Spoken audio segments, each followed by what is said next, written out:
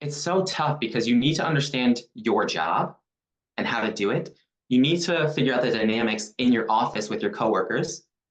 Then you have to understand your dynamic with your boss and the dynamic between your boss and, in this case, her boss. Mhm. And you have to understand the dynamic with the students. And you have to learn a new culture, what it's like to be in Arizona, and specifically ASU, which is the largest university in the country, how that differs from where I went, which is the smallest university in the country. Wellness, career, service, whole you. Insights on living a balanced, purposeful life. Not so long ago, I reached out to you. Hey, how's everything going with that new job? And we'll get into it, but it sounded like it wasn't going so well. And it made me stop and pause and say, what I do as a career advisor is often help people find alignment and find their dream jobs. But sometimes that dream job is attained and it starts, and then the real work begins. If we could just start off by saying how you came to work with Whole You and what was your experience of working together in the beginning to identify your ideal job? What I was really looking for was a very particular career that fit very particular things that I wanted. I wanted to work in the Jewish world and I wanted to help people, specifically face to face. And I knew that broadly speaking, I wanted something that would push my career forward in a way that felt like a career versus just a job. And so I went out searching for help because I knew I needed the help to take that first step and also to hone in on what my resume should look like and kind of work through the kinks. And I found your website and you were local. I was living in Cambridge, Massachusetts at the time. And I reached out and it's been lovely ever since. I remember having this epic first conversation about you telling me about all of the things that you're interested in. And I think that that's the kind of people that gravitate to the work that I do with Whole You. It serves the world, as you're saying. It's deeper. It's even spiritual in your case. Something that we were talking about at the beginning. Well, should you be starting a business? Should you be looking for a job? So we were on that edge. So it might be helpful for our listeners to hear about the decision-making process and why you chose what you did. I am very entrepreneurial at heart. And so one of the difficult decisions I was making is, do I branch off on my own? And if so, what would that look like? Or do I go for something a little bit more steady that permits me to employ the entrepreneurial characteristics in just a more tailored setting? So that was my initial first fork in the road. And you helped me kind of work through that. We initially decided, okay, it was good to get something more stable. I wanted a location to go to on a daily basis, and I wanted to work with people off the bat. Mhm, So that's what we did. Some of mhm. the interests you were alluding to is I actually have many, and that's been a point of pride and also something that has been difficult to navigate in terms of making money. I am really big in the outdoors. I led canoe trekking into the backcountry of Canada. I am highly interested in theater. I just finished writing a play. And so all of these interests were floating in my head, and I needed to funnel them into something practical. Your other joy is community engagement, particularly with the Jewish faith.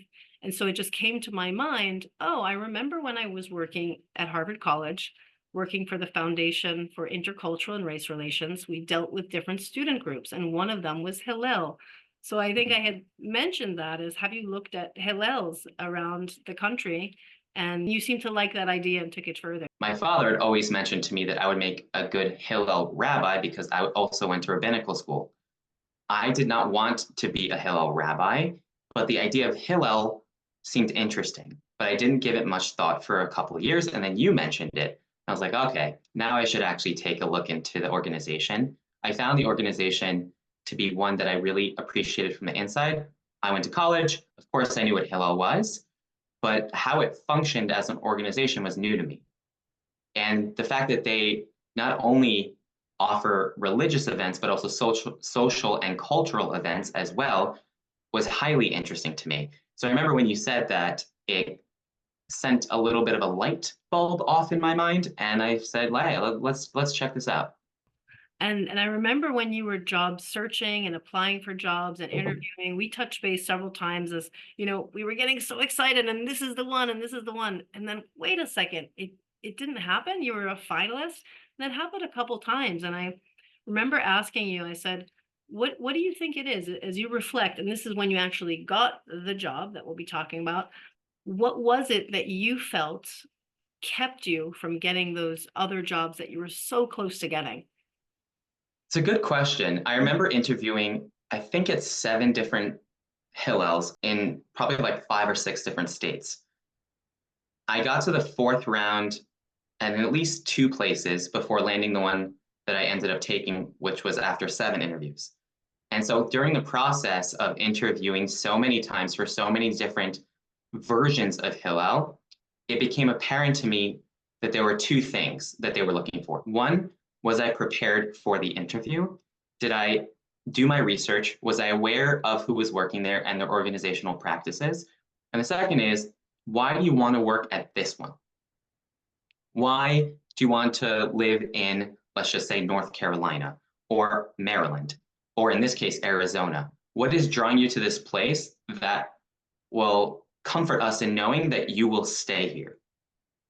Mm-hmm. At the beginning, I don't think I was fully prepared for a lot of the interviews as well as I was towards the end. And so reflecting back, there were definitely more things I could have done to prepare. But if you're looking at the second thing is, why here? Is it a good fit? At some point, there's just nothing you can do. They're looking for something specific. It's like casting in a play. They're looking for something specific. If you don't fill their idea of what they're looking for, no matter how good you are, they're not going to offer it to you, and that's okay. Exactly. And when you shared those 2 things, I was like, oh, I know that those 2 things are very digestible and are going to be very helpful for my clients and the people I work with. So I have shared that several times. Like, I don't know why I'm not getting the job. Could it be that you haven't prepared enough? And could it be that you're not in alignment, that it's actually not the right fit? And as you were saying, your interview experience has probably improved. And that's how it is, because you're learning with each practice session. We don't know that it's practice, but it is practice building up to the final performance almost, which is the job that you actually get, or the job offer. You could take it or leave it, but maybe we can transition into the job that you actually took. We're going to be going in and using it as a case study to talk about our own reactions in life to a job circumstance, to a work environment. I think so much emphasis is put on getting the job, getting the resume, getting the cover letter, all this. And then we get the job, and is it a fit? And how do we find that out in advance? So if you could transition into telling us a little bit more about the job that you decided to take, why you took it, what was appealing. I ended up accepting the job at the Hillel at ASU here in Arizona. First of all, broadly speaking, I wanted a place with no winter. I wanted also a place that encouraged an entrepreneurial mindset. And on their website, they wrote very clearly that that is their mission because, or in alignment with ASU, which is #1 in innovation in the country. So I think those things drew me in particular. I love the fact that they were really diving in to, as we say, tachlis, like the real core elements of practicality. And I resented it in a way because I felt they could have been more efficient in fewer number of interviews. And at some point, I mentioned to them, I've never been to Arizona, or at least not since 2014. Would you fly me in for my final interview? But they flew me in, and that gave me a phenomenal opportunity to actually meet the students and talk with them. And I found them all very, very impressive. And that was another thing that drew me to the place. It makes a lot of sense that you would want to go to the campus, meet the people that you would be working with. And I think more and more post-pandemic, in this technological age, for better or worse, maybe often worse, if people are hired sight unseen. I mean, you've seen them, but not really been with them and felt their energy. So that could be a drawback, but that was very smart of you to request coming and meeting in person. So, you both passed that test, so to speak, and met each other, and everything went well. So then what happens next? Yeah, so this is where things get a little crazy. I was offered the job 2 weeks before an important conference, which was designed for new hirees of Hillel. And so I had 2 weeks to pack up everything, find an apartment in Arizona, sight unseen, find a moving company, fly myself in, try to settle down with no furniture that I just didn't bring any furniture with me, try to make new friends, adjust the climate, while also trying to learn a brand new career.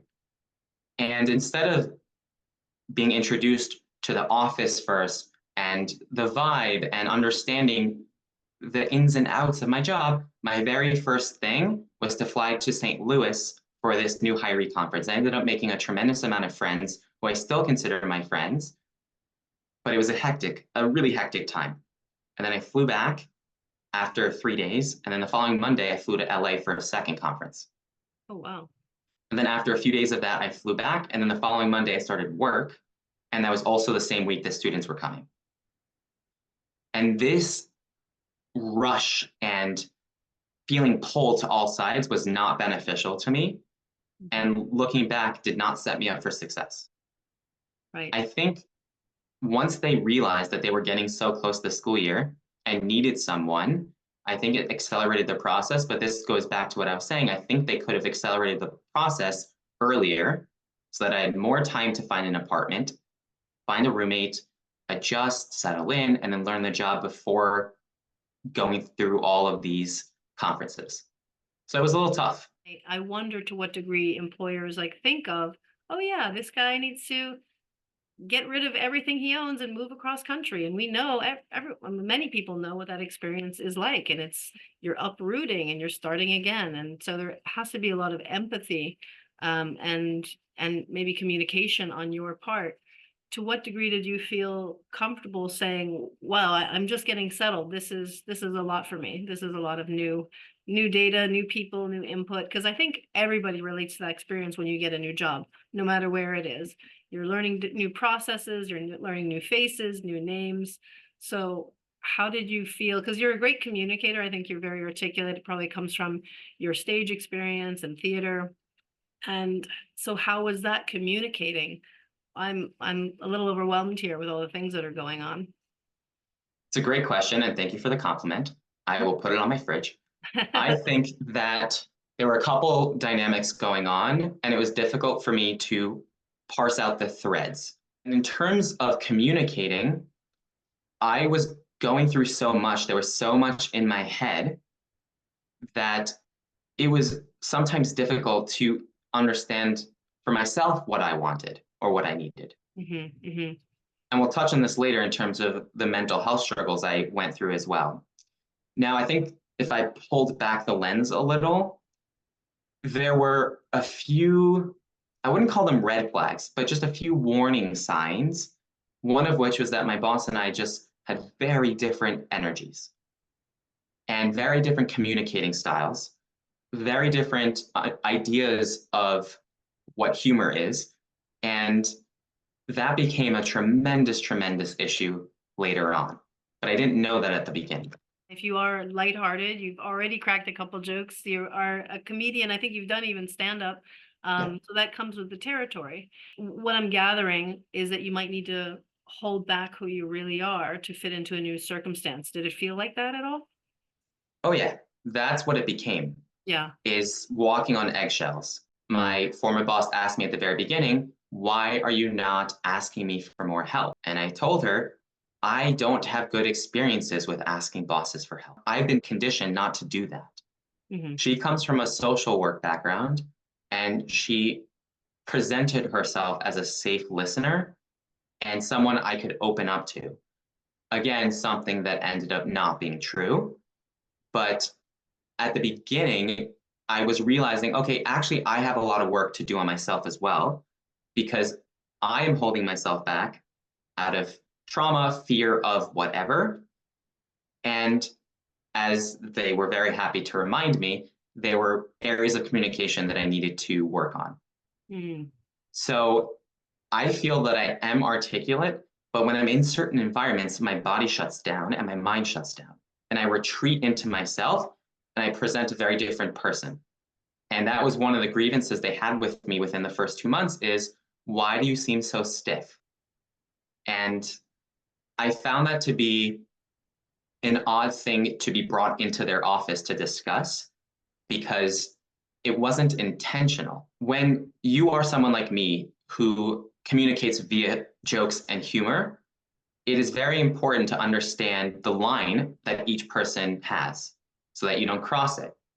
And when you are shoved into a new environment where you have 4 or 5 new coworkers, all of whom were women, by the way, each person has their own line. And then there were 100 students who knew every person but me. So I had to learn their names, identify what it is that they wanted out of their Hillel experience and how I could provide it, while also trying to navigate that line and determine what is considered appropriate in this modern day that we live in. And so while dealing with all of that at the same time, and also simultaneously being told that I'm stiff and being told that I'm not communicating properly, it's just a lot to deal with. And I don't think I was properly equipped to deal with that. Let's go deeper into that. So not feeling that you were properly equipped is a huge part of it, but feeling stiff or being perceived as stiff. I mean, I in all of my interactions with you, that was never something that I would have characterized you as. But I think we are different people in different circumstances. So I'd love to dive into what you said the word trauma, and it's really on the top of my mind lately. I'm reading a book, and we've talked earlier that we've read the same book by Bessel van der Kolk called The Body Keeps the Score. And the trauma, whether it's a big T trauma or a little t trauma, in one degree or another, we've all experienced trauma. And for example, little tiny T trauma, logging into this Zoom today, my camera shut down. I didn't know the password once again. This is so deja vu. It should feel like a normal experience. And actually, I noticed myself calming down and saying, this is something that's happened again and again. I will survive. My brain that's in the fight or flight mode is going to survive this experience because I've been through it. I think it gets easier, but you still get that trigger. It's a tiny, tiny example, but your body, to your point, your body is responding as if something is really life or death, even though it's just logging into a Zoom call. So why do you think it is that you were stiff? Can you pinpoint? Well, you actually mentioned one. You said in the past you've had bosses. They weren't great interactions, and you were conditioned to not be able to ask for help. So do you feel that that's an example of a triggering, somewhere where you were triggered? I do not do well in offices. I do not do well in front of screens. I do not do well when having to sit down for a long period of time. I'm way too animated, which is why I took the job. I was promised that I would be outside on campus 60+% of the time. It turns out I was only on campus like 20% of the time. So that was already something that wasn't going to create an environment that would bring out the best in me. It was also a very old, dingy building, which made everything worse. I'm pretty claustrophobic. And I would say that a lot of my coworkers have very in-your-face aggressive energy, and I am not like that. If I don't like something, I won't just yell it out in a meeting right at the person. But that was the way that all of them seemed to communicate, at least some of the time. And that was just another added element where I was trying so hard to be polite and not take up too much space in a negative way. So when you combined all those factors, plus my mental health struggles, plus the fact that it was a new career, plus the fact that I didn't know anyone, didn't have furniture, was still figuring everything out, yeah, no wonder I was stiff.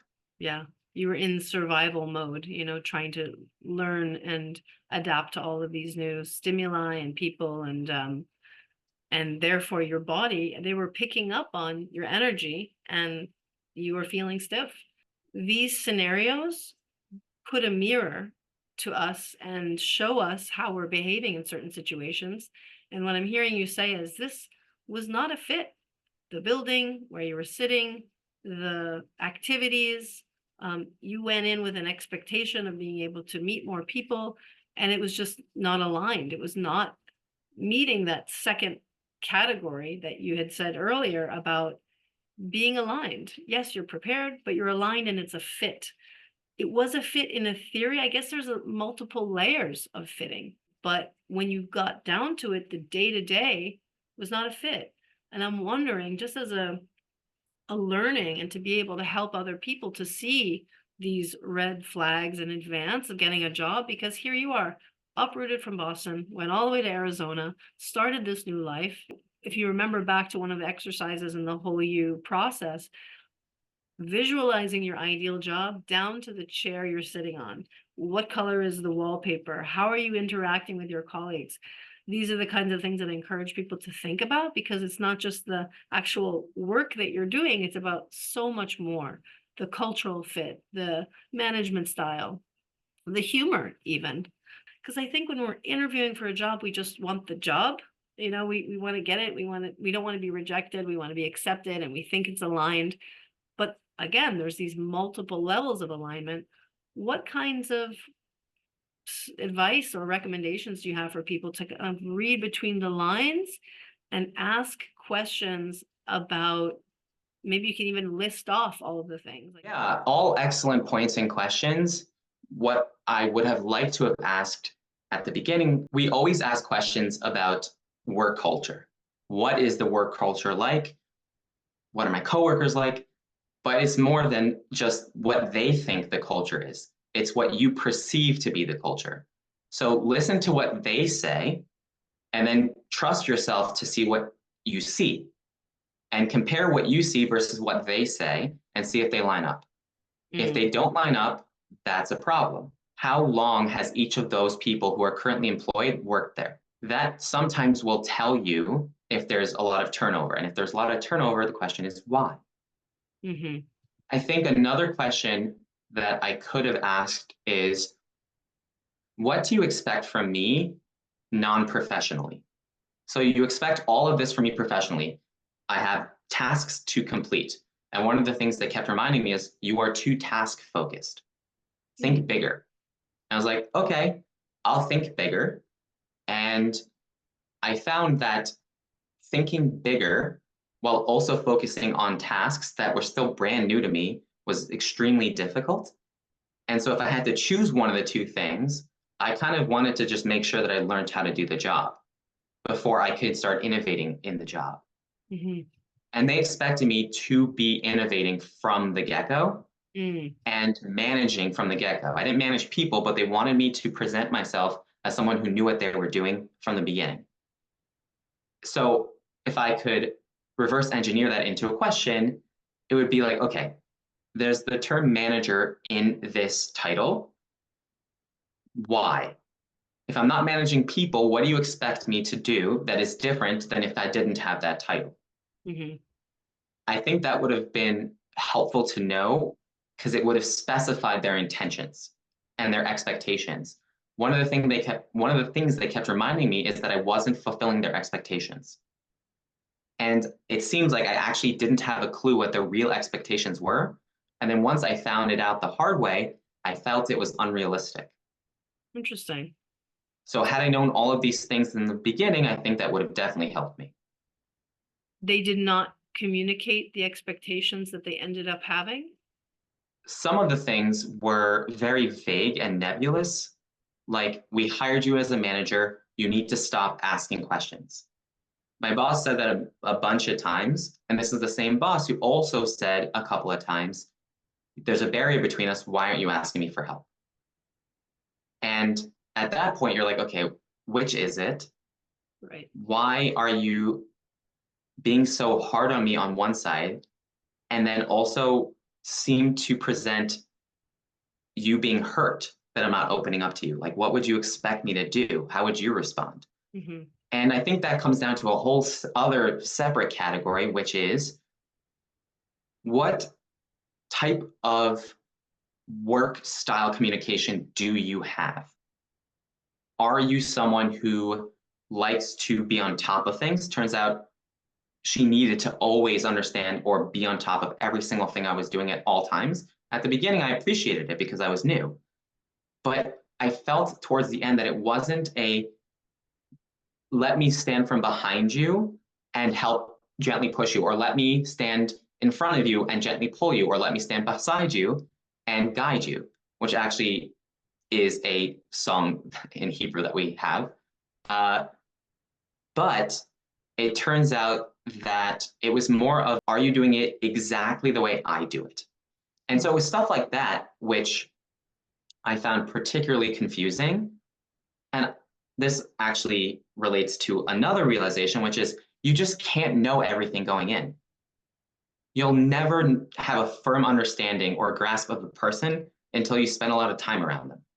Mm-hmm. So on one side, you can prepare and ask better questions, which is definitely true. Mm-hmm. On another hand, you kind of just gotta see. Right. And if it works, it works. If it doesn't, it doesn't. It's kind of easy to fire the person or to leave the relationship. There's an in-between, right? If it works, great, this is fantastic. If it doesn't work, oh boy, well, we're just ending it quickly. And there's an uncomfortable middle zone. This is an opportunity for growth. And I know that that's how you described it as well. Okay, I'm trying to turn this around. This isn't working out, and I want to know why, and I want to improve. Let me try to turn things around and make it work. So when did you know that this job was not going to work out? I would say I didn't know that it wasn't going to work out until the end, possibly because I was leaving open the door of hope that things would change, and that if I fixed myself and continued to improve upon myself, which of course is a goal of mine, and I should if I'm not up to the standards in some way that they expect in a realistic fashion. If it's a new career, which it was, communicate to them that you'll need extra time to learn, which I did. And if they present the fact that they actually aren't following through with that, I think it's fair to say, I'm sorry, but that wasn't what I was expecting. We agreed on a different approach. I don't feel like I'm being given the space or the time to learn the job before you place all these other expectations upon me that I can't possibly fulfill at the same time. Mm-hmm. I also learned that you should trust your gut more than your mind, in terms of the vibes of people anyway. My body very clearly from day one was telling me that something was off. I was stiff, I was tight, and I was retreating into myself. And I was even more soft-spoken than I usually am when talking to authority or coworkers. And that was my body trying to protect me from other experiences that I've had. And I didn't really pay attention to it. I didn't acknowledge it until it was very bad. It's so tough because you need to understand your job and how to do it. You need to figure out the dynamics in your office with your coworkers. Then you have to understand your dynamic with your boss and the dynamic between your boss and, in this case, her boss. Mm-hmm. And you have to understand the dynamic with the students. And you have to learn a new culture, what it's like to be in Arizona, and specifically ASU, which is the largest university in the country, how that differs from where I went, which is the smallest university in the country. I went to Brandeis, we had less than 4,000 undergrad. Wow. And so all of these dynamics were at play, plus my mental health. And I was just not in an environment to support any of that. That's clear in terms of you saying all of these things, that it was not an environment that supported what you needed. It's not what you were expecting. Apparently, it was not what they were expecting, and it was not a fit. It didn't check that second box of being a fit. And so moving on from that, now talking about the mental health aspect, which you brought up a couple times. And I think that there is more awareness that's being brought to this topic of mental health and mental wellness, and as it relates to the work environment, because all of these things that you're describing are stressors, are potential triggers, are digging up possible traumas in people.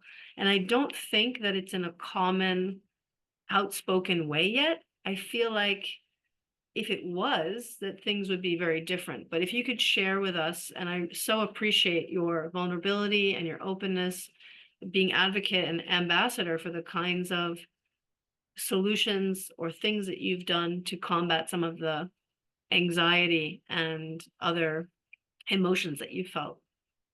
I mean, listen, I was very embarrassed about it when I first started figuring out what was wrong with me, but it's been a decade.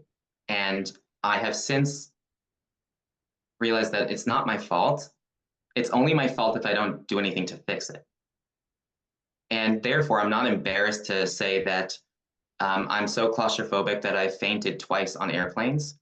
So I've had those experiences. I have a particularly aggressive form of anxiety, and my overall sheer amount of things that I think I have makes it incredibly difficult to function. I remember very clearly the first time I went to a partial hospitalization program was in Cambridge. I was there for 6 weeks, and I sat around the room with other people like me. And the first thing I thought was grateful, because a lot of the people had impulses to cut themselves or drink a lot of alcohol. I thankfully don't have any of those. So I think it's important to be grateful, even if things are bad. And the second thing is we all went around talking, will any of us be able to hold down a job? And none of us were sure. None of us could at that time. It's tough. It's really, really tough. Every single second of every day, my body's in fight or flight.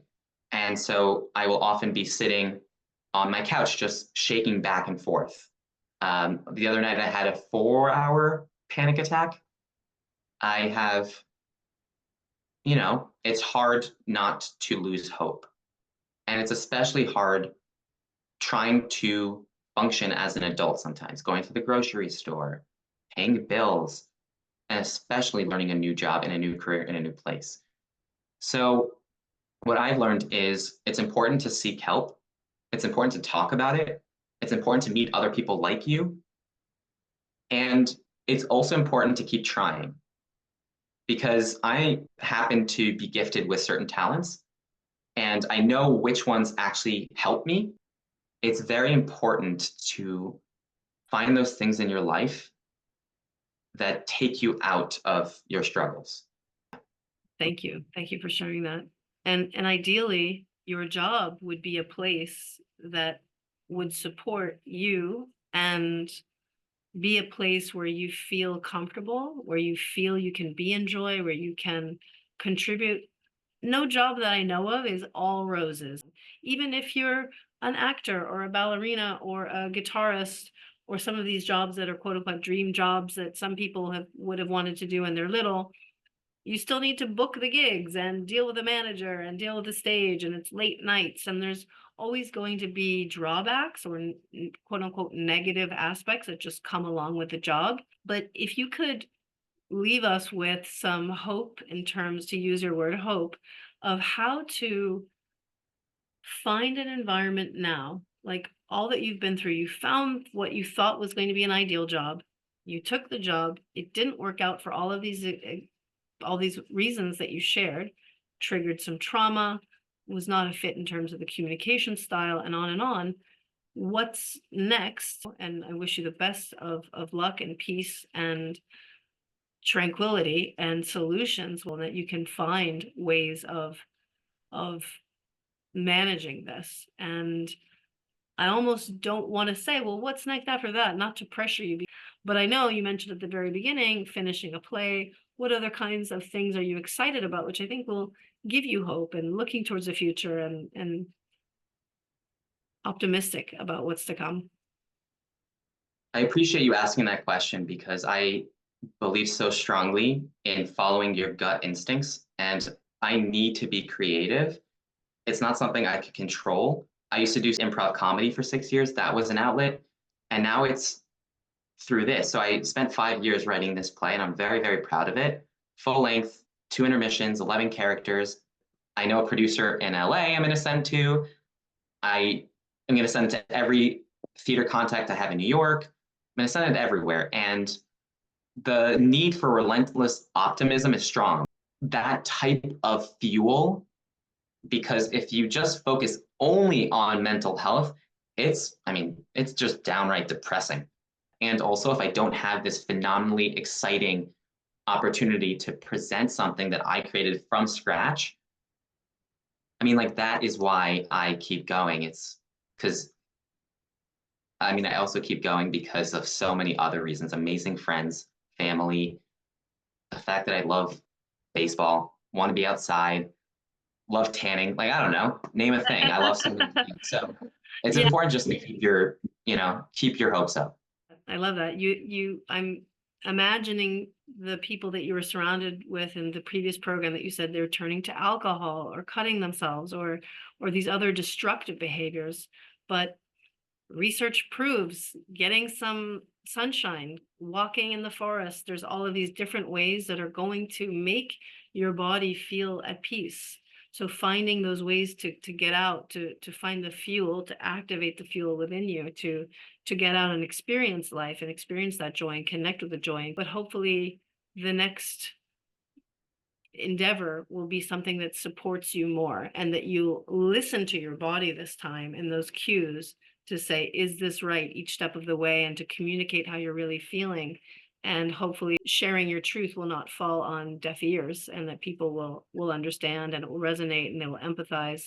But in the meantime, I think rather than drugs, rather than alcohol, following your art, putting all of your passion and creativity into your writing, into the plays, into moving people through that, I think is definitely sounds like one of the remedies.